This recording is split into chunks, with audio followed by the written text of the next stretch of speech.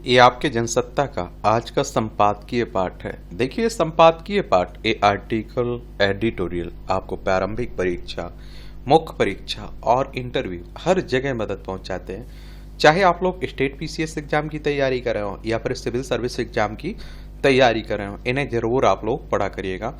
ईर्ष्या से सावधान रहें, क्योंकि ये ऐसा दैत्य है जो उसी शरीर का तिरस्कार करता है और धोखा देता है जिस पर वो पलता है। ये विलियम शेक्सपियर ने ये बात की है। समर्थन मूल्य और किसानों की उम्मीदें। और देखिए, खासकर हमारे देश में तो किसानों की हालत बहुत बुरी ही रहती है। और बुंदेलखंड बघेलखंड में आप लोग जाइए, क्या हालत रहती है। आए दिन आप देखते हैं आत्महत्या के मामले भी सुनते रहते होंगे। और किसानों की अपनी समस्याएं हैं बहुत सारी। और मैं इसीलिए तो कहता हूं कि आप लोग कहीं जा रहे हैं, किसान परिवार से डायरेक्ट जुड़े इनडायरेक्ट जुड़े हुए हैं, आप लोग आंख कान नाक खोले रखा करिएगा। कम से कम आपको उनकी समस्याओं के बारे में मालूम चले, उनका समाधान क्या हो सकता है उनके बारे में मालूम चले, सरकार क्या कर रही है उनके लिए वो मालूम होना चाहिए आपको। तो केंद्र सरकार ने हाल ही में 2025-26 के खरीफ फसल के लिए धान का न्यूनतम समर्थन मूल्य एमएसपी 69 रुपये बढ़ाकर 2369 रुपये प्रति क्विंटल करने की घोषणा की है। मिनिमम सपोर्ट प्राइस की बात हो रही है कि कम से कम इतना फसल के आपका दाम मिलेगा, वो सरकारी दुकानों पर जब आप बेचेंगे। लेकिन किसान मांग करते रहते हैं कि एमएसपी पर कानूनी गारंटी होनी चाहिए कि अगर सरकार ने इतना तय कर दिया तो उतने पे ही हर कोई खरीदे। अगर उससे कम पर कोई खरीदता है तो वो कानूनी कार्रवाई होनी चाहिए, क्योंकि सरकारी दुकानों तक हर किसान अपनी फसल नहीं ले जा पाता है, क्योंकि उनकी बहुत सारी परेशानियां रहती हैं। और इसी तरह अन्य कई फसलों को एमएसपी भी बढ़ाई गई है। सरकार का दावा है कि हर फसल के लिए लागत के 7-50% को ध्यान में रखा गया है। वहीं किसानों के लिए ब्याज छूट बनाए रखने का फैसला भी किया गया है। किसान क्रेडिट कार्ड पर 2 लाख तक का कर्ज 4% ब्याज पर मिलता रहे, और इसकी भी व्यवस्था की गई। याद रहे कि देश में 7.75 करोड़ से अधिक किसान क्रेडिट कार्ड खाते हैं, और इससे सब अब छोटे और सीमांत किसानों को बड़ा फायदा हो सकेगा। यह योजना तत्कालीन प्रधानमंत्री अटल बिहारी वाजपेयी के समय शुरू की गई थी, और इससे किसानों के लिए कर्ज लेना आसान हो गया। इस योजना में 2 लाख तक के कर्ज पर कोई गारंटी नहीं ली जा रही। अधिकतर फसलों का न्यूनतम समर्थन मूल्य अब लागत के लगभग 1.5 गुना तक हो चुका है। इसकी मांग लगातार हो रही है। समर्थन मूल्य के बढ़ाने के लिए किसान लंबे समय तक और लगातार आंदोलन करते रहे हैं। अब सवाल यह है कि क्या एमएसपी बढ़ने से आंदोलन नहीं होगा। सरकार का दावा है कि किसानों के हित में लगातार फैसले लिए जा रहे हैं और उन्हें सशक्त बनाने की दिशा में काम किया जा रहा है। और उसका कहना है कि खरीफ फसलों के समर्थन मूल्य में वृद्धि से उत्पादकों को उनकी उपज के लिए लाभकारी मूल्य सुनिश्चित किया जा सकेगा। खास बात यह है कि अधिकतर फसलों की एमएसपी अब लागत के लगभग 1.5 गुना तक हो चुकी है। इसकी मांग लगातार हो रही है। गौरतलब है कि एमएसपी बढ़ाने के लिए किसान लगातार आंदोलन करते रहे। अब सवाल यह है कि क्या इस बार एमएसपी बढ़ने से अगली बार आंदोलन नहीं होगा। असल में एमएसपी सरकार द्वारा किसानों से तय दर पर फसल खरीदने की गारंटी है। इसका उद्देश्य किसानों को उनकी फसल पर कम से कम एक निश्चित राशि देना। समर्थन मूल्य की वजह से किसानों को बाजार के उतार चढ़ाव से सुरक्षा मिलती है। एमएसपी की शुरुआत वर्ष 1967 में हुई थी। कृषि विशेषज्ञों का कहना है कि एमएसपी की कानूनी गारंटी देश की खाद्य सुरक्षा सुनिश्चित करने के साथ महंगाई को भी नियंत्रित करेगी, और इससे किसानों को बिचौलियों के शोषण से बचाया जा सकेगा। वहीं Indian council for research on international relations organisations for economic cooperation and development का अध्ययन बताता है कि खेती की कीमतों को कृत्रिम रूप से कम रखने की पक्षपाती सरकारी नीतियों के कारण देश के किसान वर्ष 2000 के बाद से लगातार घाटा उठा रहे हैं। अध्ययन बताता है कि पक्षपातपूर्ण सरकारी नीतियों और कृषि कीमतों के कारण किसानों को वर्ष 2022 में 14 लाख करोड़ रुपए और 2000 से 2017 के दौरान 2017 की कीमतों पर 45 लाख करोड़ रुपए का नुकसान हुआ है, और इसके चलते किसान आत्महत्या करने पर मजबूर हैं। वहीं सरकार का दावा है कि 2022-23 में किसानों ने 6 करोड़ मैट्रिक टन से अधिक धान और 2 करोड़ 60 लाख मैट्रिक टन गेहूं की खरीद कर करोड़ों रुपए हस्तांतरित किए हैं। असल में एमएसपी को लेकर किसानों ने कई बार आंदोलन किया है। वे हर फसल को एमएसपी पर खरीदने की मांग कर रहे हैं। इसलिए आप देखते हैं कि इसके लिए पिछली बार उन्होंने उन्होंने आप देखते हैं कि लगभग सभी फसलों की सूची सरकार को सौंपी थी। समर्थन मूल्य बढ़ाने को लेकर केंद्र सरकार का तय कि इससे किसानों की आय बढ़ेगी। हालांकि किसान नेता के सरकार के इस दावे से सहमत नहीं है। उनका कहना है कि किसानों की आय बढ़ाने के लिए सरकार के कई उपाय हो सकते हैं। इसमें एक मूल्य स्थिरता कोष का गठन, यानी जब फसलों के बाजार कीमत एमएसपी से नीचे चली जाए तो सरकार इसकी भरपाई करे। वहीं किसानों को धान गेहूं की फसल की बजाय ज्यादा कीमत देने वाली फसलों को पैदा करने के लिए प्रोत्साहित किया जाना चाहिए। किसानों को फल, सब्जी, मवेशी और मछली पालन के लिए बढ़ावा दिया जाना चाहिए। उनका कहना है कि अनुबंध खेती की आड़ में किसानों को कंपनियों के भरोसे नहीं छोड़ा जाना चाहिए। और इस साल की शुरुआत में सर्वोच्च न्यायालय ने प्रदर्शनकारी किसानों से बातचीत न करने और उनकी शिकायतों का समाधान न करने के लिए केंद्र सरकार की आलोचना भी की थी। सर्वोच्च अदालत हमारी संवैधानिक संस्था है। संविधान के अनुच्छेद 124 के तहत सुप्रीम कोर्ट की स्थापना की बात की गई। 28 जनवरी 1950 में स्थापना हुई थी। अदालत ने एमएसपी के लिए विधिक गारंटी की मांग वाली याचिका पर जवाब देते हुए किसानों की मांग पर विचार करने का आग्रह किया था। यह घटनाक्रम पंजाब हरियाणा सीमा पर किसान समूहों द्वारा लंबे समय से चल रहे विरोध प्रदर्शन से संबंधित था। याचिका में कृषि कानूनों को निरस्त करने के बाद 2021 के किसान विरोध प्रदर्शन के दौरान किए गए वादों के आधार पर फसलों पर एमएसपी के लिए विधिक गारंटी की मांग की गई थी। और इस याचिका की मांग की गई थी कि कृषि उत्पादों के लिए स्थिर आय सुनिश्चित करने के क्रम में एमएसपी को विधिक अधिकार के रूप में मान्यता दी जानी चाहिए। असल में किसानों का विरोध प्रदर्शन 1991 के आर्थिक उदारीकरण से संबंधित लंबे समय से चली आ रही शिकायतों से प्रेरित है, और जिसमें कृषि की तुलना में औद्योगिकरण को प्राथमिकता दी गई। यद्यपि सरकार कई फसलों के लिए एमएसपी निर्धारित करती है, लेकिन इसका क्रियान्वयन सीमित है और इसके तहत ज्यादातर खरीद चावल गेहूं की होती है। और किसान विशेषकर गैर प्रमुख फसलों जैसे क्षेत्रों के संदर्भ में अक्सर उत्पादन लागत से कम कीमत पर फसल बेचने पर मजबूर रहता है। हालांकि एमएसपी पर बार बार कहा गया कि इसके लिए कानूनी गारंटी देना अव्यवहारिक होगा, क्योंकि इससे लॉजिस्टिक चुनौतियां और खरीद की उच्च लागत शामिल है। और आप देखिए, जो बिचौलिए रहते हैं ना, वो किसानों का शोषण बड़ा कहते हैं। अगर आप देखेंगे गेहूं का अगर जो सरकारी दाम रखा रहता है उससे बहुत नीचे आप वो खरीदते हैं। सरकार ऐसी नीति के आर्थिक प्रभाव को लेकर भी चिंतित है और इसमें खाद्य महंगाई, बजटीय बाधाएं शामिल हैं। देश भर में सभी फसलों पर एमएसपी लागू करना अपर्याप्त बुनियादी ढांचे के कारण कठिन है, जैसे कि मंडी प्रणाली। ये आप देखिए, एक तरह से समस्याएं बताई जा रही हैं। एमएसपी के कारण खाद्य पदार्थ की कीमतें बढ़ सकती हैं और जिससे उपभोक्ता प्रभावित हो सकते हैं। असल में एमएसपी तय करने के लिए केंद्र कृषि लागत एवं मूल्य आयोग की रपट का इस्तेमाल किया जाता है। आयोग उत्पादन लागत, बाजार के रुझान और मांग आपूर्ति के हिसाब से एमएसपी तय करता है। एमएसपी की गणना के लिए सीएसीपी खेती की लागत को 3 हिस्सों में बांटता है। इसमें फसल उत्पादन के लिए किसानों के नकदी खर्च के साथ साथ पारिवारिक श्रम का भी हिसाब किताब होता है। एमएसपी में बढ़ोतरी से किसानों को लाभकारी मूल्य मिलता है। आयोग ने अपना मूल्य नीति रपट में एमएसपी पर एक कानून बनाने का सुझाव दिया था। आप लोग क्या सोचते हैं? अपनी राय आप लोग जरूर बताया करिएगा। संस्कार का दायरा, आजकल तो मैं कह रहा हूँ जिस तरह से हमारे पारिवारिक मूल्यों का पतन हो रहा है, मुझे लगता है कि एक क्लास आपके बच्चों की शुरुआत से ही, बचपन से ही, और कि एक इंसानियत, मानवता, संस्कार की भी स्कूल में एक क्लास शुरू कर देनी चाहिए। तेजी से बदलती सामाजिक परिदृश्य में एक गंभीर चिंता उभर कर सामने आई है कि बच्चों में अच्छे संस्कार धीरे धीरे लुप्त हो रहे हैं। और आप देखिए, अब कितने बच्चे ऐसे हैं जो अपने दादा दादी, नाना नानी के यहाँ जा रहे हैं, उनसे मिल रहे हो। और मैं तो शहरों का खासकर देख रहा हूँ कि एक उन्होंने कमरे ले लिए, 2 कमरे, उसी में ठुसे पड़े हुए हैं, माँ बाप भी और बच्चे भी। उन्हें कहीं जाने का मौका ही नहीं मिल रहा है, कुछ सीखने का। वो मोबाइल में लगे हुए, माँ बाप भी एक दूसरे के साथ टाइम नहीं बिता पा रहे हैं बच्चों के साथ, ना बच्चे माँ बाप के साथ। और जहां कभी घर, परिवार और विद्यालय मिलकर बच्चों के चरित्र निर्माण में सक्रिय भूमिका निभाते थे, वहीं आज यह भूमिका तकनीक, सोशल मीडिया, भौतिकवाद की चाकाचौंध ने अपने हाथ में ले लिया। आजकल तो आप देखिए, केवल पढ़ाई की बातें हो रही हैं। यह स्थिति न केवल बच्चों के व्यक्तित्व विकास के लिए बल्कि संपूर्ण समाज की नैतिक संरचना के लिए भी गंभीर खतरे का संकेत है। संस्कार केवल कुछ नैतिक नियमों का संकलन नहीं होते हैं, बल्कि यह एक व्यक्ति की आंतरिक चेतना, सामाजिक उत्तरदायित्व और मानवीयता के मूल तत्व होते हैं। संस्कार उस अमूल्य विरासत का नाम है जिसे माता पिता अपनी संतान को देते हैं। जब कोई बच्चा अच्छे संस्कारों के साथ बड़ा होता है तो वह केवल एक अच्छा व्यक्ति नहीं बनता है, बल्कि समाज के प्रति संवेदनशील और एक प्रेरणादायक इंसान बनता है।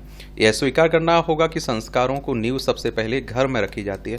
माता पिता का व्यवहार, उनके वाणी और उनके निर्णय, उनकी प्राथमिकताएं बच्चों के मानस पर गहरी छाप छोड़ते हैं। मगर आधुनिक युग में माता पिता की व्यस्तता, आर्थिक प्रतिस्पर्धा और सफलता की अंधी दौड़ ने उन्हें बच्चों के लिए समय देना तो दूर, उनके मानसिक और भावनात्मक विकास की चिंता करने से भी वंचित कर दिया है। परिणाम स्वरूप बच्चों की परवरिश मोबाइल फोन, टेलीविजन, इंटरनेट और सोशल मीडिया के भरोसे होने लगी है। यह बात अत्यंत चिंताजनक है कि आज के बच्चे अपने माता पिता या फिर शिक्षकों की बजाय फेसबुक, इंस्टाग्राम और व्हाट्सएप से अधिक प्रभावित होते हैं। इंटरनेट पर उपलब्ध आपत्तिजनक सामग्री, हिंसा से भरे वीडियो गेम और निरंकुश मनोरंजन की संस्कृति ने बच्चों के नैतिक आधार को कमजोर कर दिया। यह स्वाभाविक है कि जब बाहरी दुनिया संस्कारों को विकृत कर रही हो और घर परिवार या विद्यालय उनका संतुलन ना बना पाए तो बच्चों के मानसिक विकास में असंतुलन आना तय है। माता पिता भी इस बदलते परिवेश में भ्रमित हैं। कुछ इस भ्रम में भी जी रहे हैं कि संस्कार देने का उनका अधिकार अब उनसे छिन चुका है। कुछ अपनी कमियों की भरपाई बच्चों की हर मांग पूरी करने की कोशिश करते हैं, चाहे वह मांग उचित हो या फिर अनुचित। ऐसे में बच्चे हर चीज को, आप देखते हैं कि हर चीज को अधिकार समझकर मांगते हैं और इनका इंकार को अपमान मानते हैं। यह स्थिति माता पिता बच्चों दोनों के लिए घातक है। बच्चों की अनुचित जिद को मान लेना है, उनके हर व्यवहार को स्वाभाविक मानकर अनदेखा करना एक ऐसी गलती है जो भविष्य में बड़े दुष्परिणाम का कारण बन सकती है। और अब यह सवाल उठता है कि संस्कारवान व्यक्ति आखिर होता कौन है? एक ऐसा व्यक्ति जो दूसरों की भावनाओं का सम्मान करता है, सहयोग और सेवा की भावना रखता है तथा अपने लाभ के लिए दूसरों का शोषण नहीं करता है, वह संस्कारवान कहलाने योग्य है। उसमें तहजीब, सहनशीलता, विनम्रता, आत्मनियंत्रण, क्षमाशीलता और जैसे गुण स्वाभाविक रूप से होते हैं।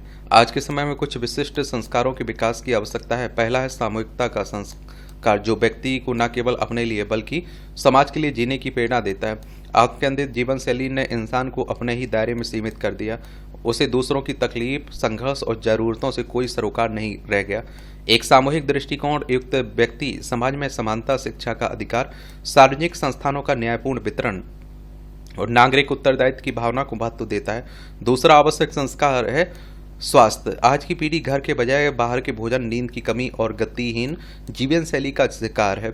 अगर बच्चों में प्रारंभ से ही स्वास्थ्य संबंधी आदतें नहीं डाली जाएं तो वे भविष्य में ना तो अपने लिए ना ही दूसरों के लिए उपयोगी सिद्ध हो पाएंगे। और इसी तरह स्वावलंबन का संस्कार भी अत्यंत आवश्यक है। घर के छोटे छोटे काम करने से लेकर अपनी देखभाल तक ये वे बुनियादी आदतें हैं जो आत्मनिर्भरता को जन्म देती हैं। इसके अलावा श्रम एवं सेवा का संस्कार भी आज के युग में अत्यंत महत्वपूर्ण हो गया है। सेवा भाव और परिश्रम से कतराना आज एक सामान्य प्रवृत्ति बन गई है। लोग हर काम के लिए पैसे देकर सेवाएं लेना पसंद करते हैं, लेकिन किसी की मदद करना या स्वयं श्रम करना उन्हें छोटा लगने लगा है। यह स्थिति न केवल सामाजिक संबंधों को खोखला करती है, बल्कि किसी भी आपदा या फिर संकट के समय मानवीय सहयोग की भावना को भी छीन कर देती है। इन सभी परिस्थितियों में यह स्पष्ट होता है कि बच्चों को अच्छे संस्कार देने के लिए माता पिता को केवल प्रेम पूर्ण नहीं बल्कि कठोर और विवेकपूर्ण भी होना पड़ेगा। अतः हमें इस तथ्य को समझना होगा कि अच्छे संस्कार केवल व्यक्तिगत नहीं बल्कि सामाजिक, राष्ट्रीय प्रगति के भी आधार है। ये आप लोग बताइए, आपकी क्या सोच है? ये आप देखिए टिप्पणियाँ रहती है, इसकी पीडीएफ एजुकेशन सर्कल प्लेटफॉर्म है ना, वहाँ डाल दी जाती है, तो वहाँ से जाकर आप लोग डाउनलोड भी कर सकते हैं।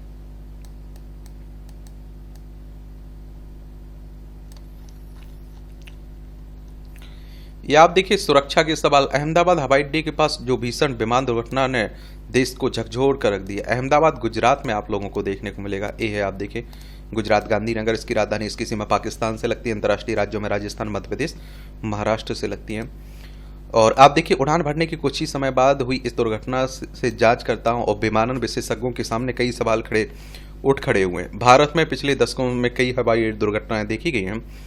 हर एक हादसे के बाद विमान क्षेत्र में सुरक्षा के नए मानकों को लेकर मंथन हुआ और जरूरी बदलाव किए गए। अंतर्राष्ट्रीय स्तर पर व्यापक छानबीन के तय मानक हैं, उस सुझाव को हर देश को मानना होगा। सवाल उठता है कि अहमदाबाद में क्या हुआ। हादसे के जो वीडियो सामने आए उनमें स्पष्ट है कि विमान उड़ते समय नीचे गिरा। अचानक विमान की बिजली ठप हो जाने से ऐसा होता है और इससे इंजन बंद हो जाते हैं, लेकिन इस बात की कम संभावना होती है कि किसी विमान के दोनों इंजन एक साथ बंद हो जाएं। विशेषज्ञों के मुताबिक इस हादसे में एक बात खटकने वाली है कि विमान के उड़ान भरते ही लैंडिंग गियर को ऊपर उठा दिया जाता है, लेकिन इसका लैंडिंग गियर नीचे था। संभव है कि पायलट को इंजन में खराबी का पता चला हो और उसने संभालने की कोशिश की हो। दरअसल विमान का उड़ान भरना, उतरना उड़ान का सबसे खतरनाक चरण होता है। जब यह हादसा हुआ तब विमान 625 फुट की ऊंचाई पर था, जिससे सवाल उठता है कि क्या चालक दल किसी एक की समस्या से निपट रहा था या फिर एक साथ कई समस्याओं से। हादसे का शिकार हुए विमान बोइंग 787-8 ड्रीम लाइनर था, जो चौड़े आकार वाला है और 2 इंजन से लैस होता है। जब जांच होगी तो पहला सवाल यही पूछा जाएगा कि विमान उड़ान भरने के लिए सही ढंग से तैयार था या नहीं। जेट विमानों में कई सहयोगी प्रणालियां होती हैं, जिसमें केवल एक इंजन के साथ ऊपर उड़ने चढ़ने की क्षमता भी शामिल होती है। अभी यह स्पष्ट नहीं हुआ कि एयर इंडिया की इस विमान में कितनी उड़ान पूरी की थी। फ्लाइट रडार 24 के आंकड़ों के मुताबिक यह विमान 1 दशक से भी ज्यादा पुराना था। बोइंग के ड्रीम लाइनर को लेकर अतीत में सुरक्षा संबंधी चिंताएं सामने आई हैं, लेकिन कभी दुर्घटना नहीं हुई है। भारतीय वायु क्षेत्र में पिछला बड़ा हादसा सन 2020 में हुआ था, जब एयर इंडिया एक्सप्रेस की सहायक कंपनी का एक यात्री विमान केरल में बारिश से भीगे रनवे पर फिसल गया था, 2 टुकड़ों में टूट गया था। कम से कम 17 लोगों की मौत हो गई थी। 2010 में एयर इंडिया एक्सप्रेस का एक विमान बेंगलोर में एक पहाड़ी रनवे से फिसल गया था। विमान में आग लग गई थी, जिसमें 150 से ज्यादा लोगों की मौत हो गई थी। यह वह दौर था जब भारत के तेजी से बढ़ते विमान क्षेत्र में सुरक्षा और व्यावसायिकता को लेकर कई स्तर पर लोग चिंतित थे। अब स्थिति सुधरने लगी थी और विमानन क्षेत्र ने करवट लेनी शुरू की थी। सरकार ने उड़ान समेत कई नई योजनाएं शुरू की थी। ऐसे में बड़े हादसे से समूची कवायद ठिठक जाएगी। उठे सवालों पर मंथन कर आगे बढ़ना होगा। उम्मीद की जानी चाहिए कि झकझोर देने वाली इस हादसे विमान कंपनियां समेत तमाम पक्ष सबक लेंगे और सुरक्षा की 100% गारंटी दी जाएगी। आगे इस तरह की गारंटी दुर्घटना ना हो। दूरगामी कदम। भीषण गर्मी का दौर जारी है। गर्मी से बचाव के लिए पंखे और एयर कंडीशनर का उपयोग बढ़ गया है।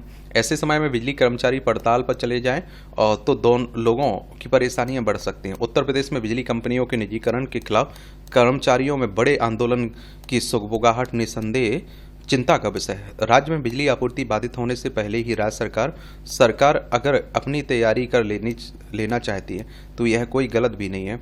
बिजली विभाग और उससे संबंधित वितरण कंपनियों में पड़ताल की संभावनाओं को देखते हुए आवश्यक सेवा अनुरक्षण अधिनियम एस्मा लागू करने का निर्णय दूरगामी कदम है। कर्मचारियों में बढ़ते गुस्से को ध्यान में रखते हुए राज्य सरकार ने न केवल हड़ताल पर 6 महीने की रोक लगाई, बल्कि उनके खिलाफ सख्त कार्रवाई के आदेश भी जारी कर दिए। आंदोलन करने पर कर्मचारी बिना किसी जांच के बर्खास्त कर दिए जाएंगे। पिछले दिनों आप देखते हैं कि कार्मिक नियमावली में संशोधन का सरकार ने जिस तरह कड़ा रोक अपनाया, इससे लगता है कि वह कर्मचारियों के आगे झुकने के लिए तैयार नहीं है और राज्य में बिजली की निर्बाध आपूर्ति सुनिश्चित करना चाहती है। याद रहे कि पिछली बिजली कंपनियों के निजीकरण के खिलाफ राज्य भर के कर्मचारी पहले ही भी नाराजगी जताते रहे। इस मसले पर सरकार ने उनका कई बार टकराव भी हो चुका है। इस बार मुद्दा बिजली निगमों के निजीकरण का तो है ही, सेवा नियमावली में बाधक संशोधन व बड़े अधिकारियों को मनमाने अधिकार दिए जाने से भी कर्मचारी आक्रोश में हैं। सवाल यह भी है कि अगर शांतिपूर्वक आंदोलन करने पर कर्मचारियों को बर्खास्त किया जाता है तो उन्हें पदोन्नत किया जाता है, तो यह अलोकतांत्रिक ही नहीं, मौलिक अधिकारों का भी हनन होगा। ऐसी परिस्थिति में कर्मचारियों के साथ साथ मिल बैठकर बीच का कोई रास्ता निकाला जा सकता है। कोई दो मत नहीं है कि राज्य सरकार ने गर्मी के दौरान बिजली की लगातार बढ़ती मांग को ध्यान में रखकर ही सख्ती दिखाई। कर्मचारियों को भी चाहिए कि वे संयम और अनुशासन में रहते हुए अपनी बात रखें। और इस तरह से आप देखेंगे कि आज का जो संपादकीय पाठ है उसकी कहानी कवर होती है। आप लोग पढ़ते रहिए, एंजॉय करते रहिए। आपका कोई भी सवाल हुआ करे जरूर बताया करिएगा। धन्यवाद।